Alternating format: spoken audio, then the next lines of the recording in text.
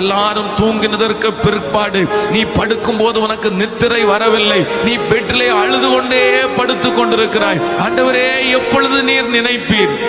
ஆண்டவரே, எப்பொழுது என்னுடைய குடும்பத்தை பார்ப்பீர்? எல்லாரும் சந்தோஷமா இருந்தாலும் உன் மனது சந்தோஷமா இருக்கிறது போல் நடிக்கிறதே தவிர அந்த ரங்கத்திலே உனக்கு ஒரு மிகப்பெரிய வேதனையை நீ சுமந்து கொண்டிருக்கிறாய். உன்னோடு படுத்திருக்கிற மனைவி அந்த சுமையை பார்க்கவில்லை, உன்னுடைய கணவன் பார்க்கவில்லை, உன்னுடைய பிள்ளை பார்க்கவில்லை.